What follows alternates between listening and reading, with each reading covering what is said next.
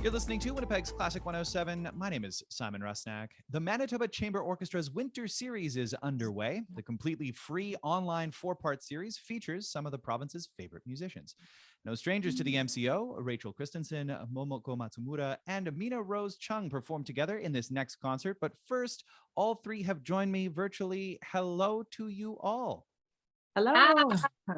Well, I'm so excited that you've all joined me for this chat. As I mentioned in the intro, the three of you are all members of the Manitoba Chamber Orchestra, though Minna, as you pointed out to me in an email, and this totally caught me off guard, you haven't actually performed together as a trio before. I guess the question here is, how has this not happened previously? Minna, did you want to tell us more about that? Well, I thought you were going to ask me, how did this even happen? Well, sure. Let's start there. How did it even happen? I really don't know, but I would blame it on the fact that the province had to shut down again for what, I don't know what number pandemic this is. But we were pretty much assigned to play together, and then they just threw us in the water lovingly. But it was up to the three of us to come up with a program, find the music, and as mainly chamber musicians with the MCO, we typically don't deal with that. So starting from scratch was a little bit like there was a lot of communication through emails between the three of us, and then there was trouble trying to find the right music and the right pieces that might go together. It was a stressful time trying to organize how we were going to manage this in a set number of rehearsals. But what I found was that the musicians, my colleagues, are so incredibly generous that we actually, I don't know about those two, but I had a really great time. Yes.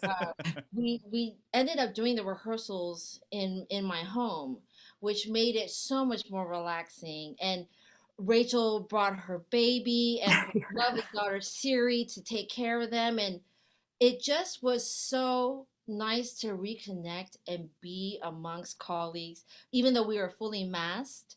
But I would prefer this than not playing at all. Of course. Some really wonderful things have happened.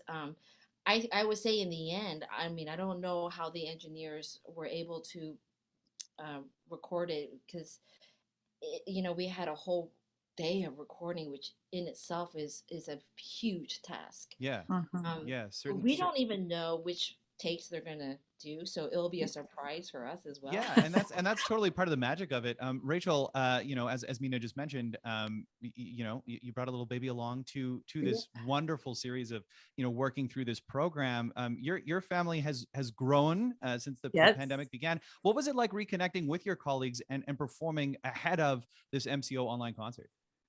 Well, it was a great honor. It was as Minna said, I had a lot of fun too doing this with them. They're fantastic musicians, and we did throw together a lot of music in a very short amount of time, and found out later as I was doing some research that the Mozart that we played actually is one of the most difficult pieces that he ever wrote. So we were like, what were we thinking? But it was a beautiful piece of music, and I think we did it great justice. Everybody really threw ourselves in there, and it was a great activity, I suppose, a great honor for me to do just 6 weeks postpartum, having my baby, my 7th child, and so is a great distraction, I suppose, in ways.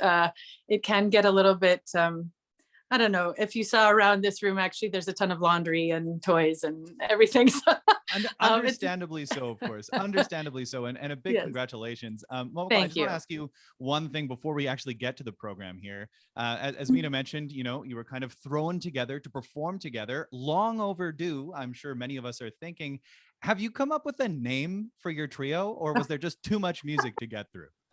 Just too much music to get through. I never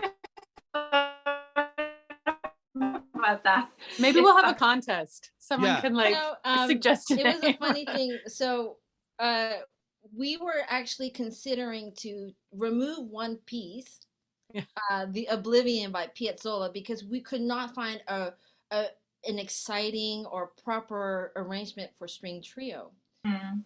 And we struggled a lot because the score that we ended up purchasing had many, many mistakes. Hmm. And we were so like flabbergasted, like, how do we make this sound right? That I told Momoko, let's just cut it from the program. Done. No problem. And then I went online to the MCO, and that's the title of our concert was Oblivion. So we were stuck in a hard place. And luckily Momoko had just to buckle down and figure it out. She did. She came to the rescue. Yeah. She made it really beautiful. I'm sure that she did. And well, I mean, I did want to ask about that aspect of the program. It is a very diverse program. It jumps a couple of centuries, and it certainly jumps a few octaves in this beloved grouping of violin, viola, and cello. We've heard a little bit about the Astor Piazzolla and this Tango Nuevo and Oblivion that was maybe or maybe not going to be a part of the program. Let's work backwards then and look at the Reinhold Glier, also another sort of 20th century composer, Ukrainian born, made the move to Moscow. He went to the conservatory there. He ultimately became a professor there. And Minna, I want to go back to you because Reinhold Glier, a rather important part of the cellist's repertoire, right?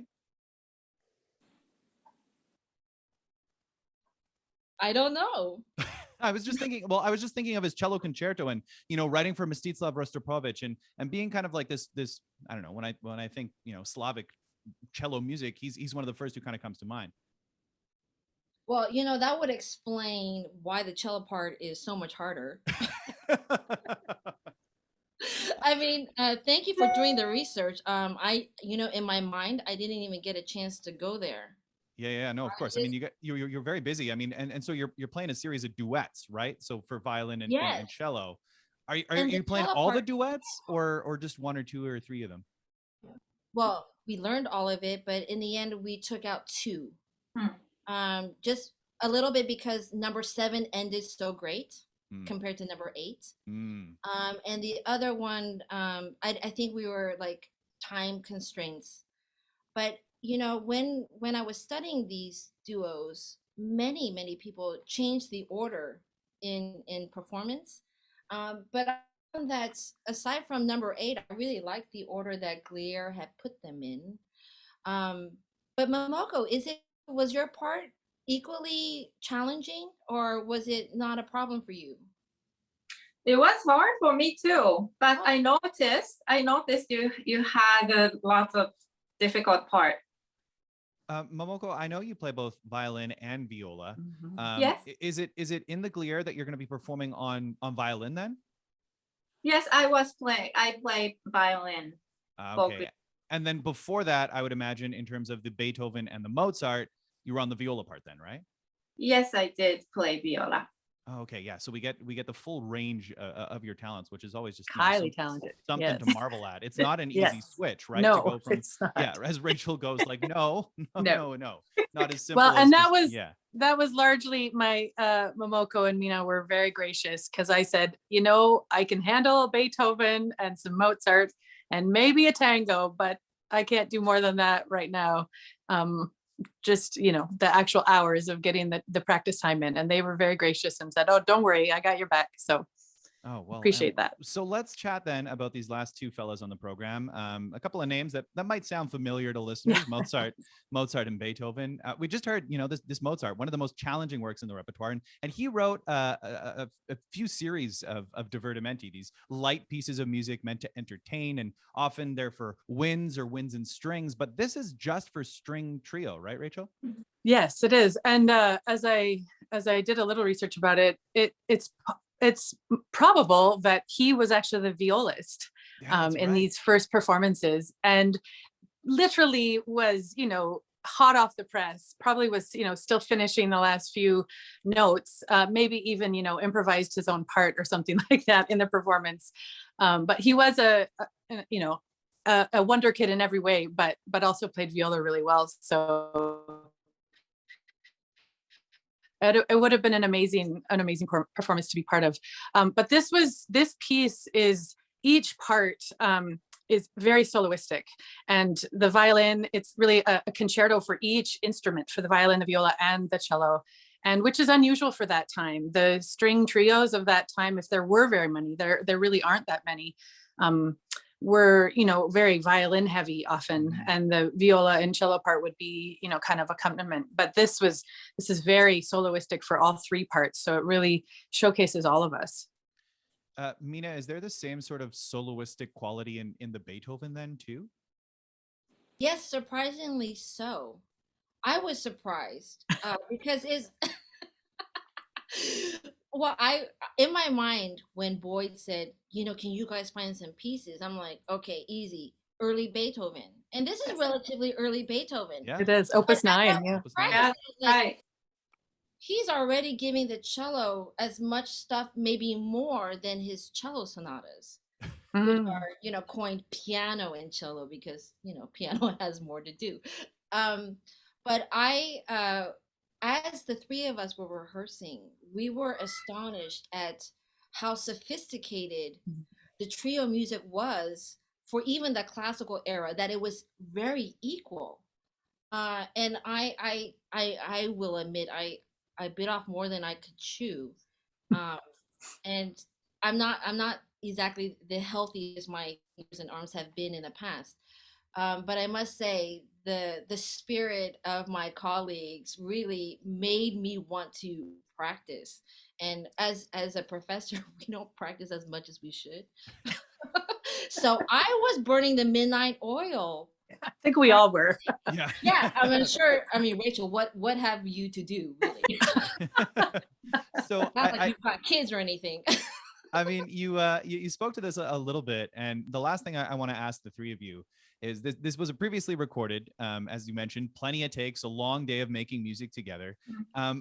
You know, the result comes out. Are you looking forward to watching? Are you feeling nervous about it? And like, how does that feel to see yourself performing? Because as I asked your colleagues, Kathy and Tori, you know, it's not something that happens when it's a live concert, right? Momoko, do you want to chat first to that?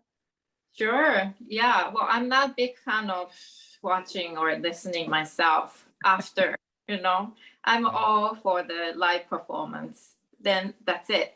But this one, I don't know what, I haven't heard any feedback or anything. So tomorrow we'll find out. Yeah, certainly. Yeah, I honestly, I'm nervous, but we had a very good engineer. So I hope he did some magic.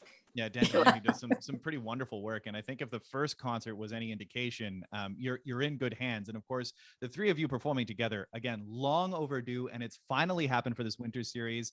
Rachel, Momoko, Minna, thank you so much for taking the time to chat with me today. Thank you. Thanks for having us. So much. Thank you.